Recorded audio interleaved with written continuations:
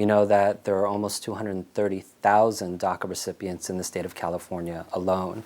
When we think about phasing out DACA, what that means is that the temporary relief from deportation and work authorization that was given to DACA recipients will be taken away. And so the impact is going to be incredibly consequential for these young people who are just beginning to hit their stride in life. Right now, we're talking about a population that, on average, is roughly 25 years old. We're talking about folks who, in some cases, are in their early 30s, who have advanced in their careers, who have put down roots, and have U.S. citizen family members, including U.S. citizen children, and are buying their first homes. And so imagine just beginning to hit your stride in life and then having the rug pulled out from under you. That's what today's decision means. And you've researched DACA and the impact of DACA. Can you talk about your research? So when it comes to employment, we see that 91% of DACA recipients are currently employed. After all, part of DACA was that temporary work authorization. And so 91% are currently employed. We see that average hourly wages among DACA recipients has increased by 69% from previous to DACA to after receiving DACA.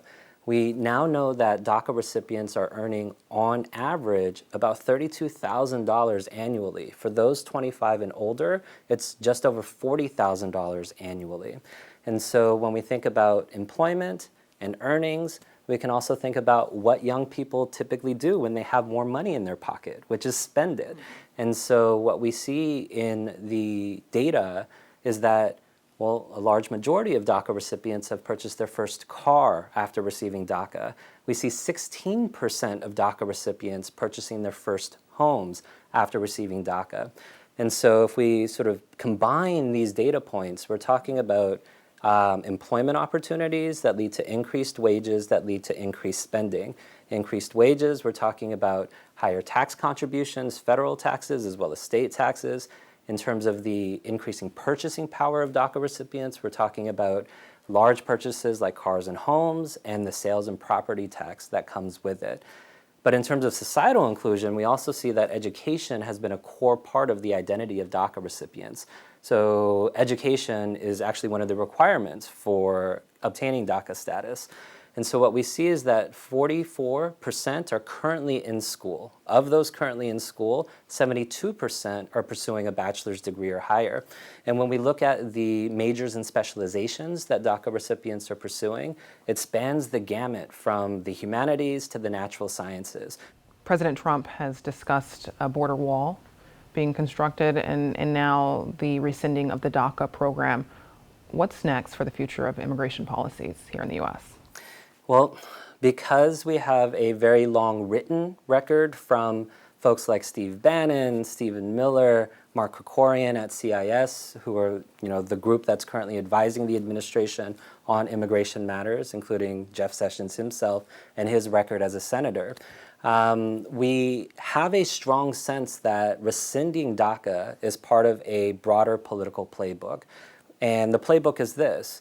Removing DACA is supposed to be a bargaining tool to get Democratic members of Congress to trade the DREAM Act, which would provide legal status for undocumented young people, for things like funding Trump's border wall and things like the RAISE Act, which would cut legal immigration to the U.S. essentially in half. And so this is the playbook that has been drawn out. But when we talk about politics, that's one thing. The policy here, it's bad policy. At the end of the day, we know that DACA works, and part of this playbook means using DACA recipients as a bargaining tool to get legislation.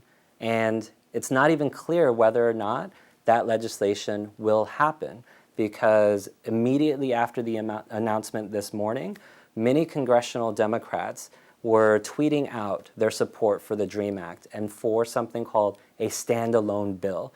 Let's vote on the DREAM Act. Let's solve this issue without collapsing other issues into it, like Trump's border wall. Thank you so much. Thank you.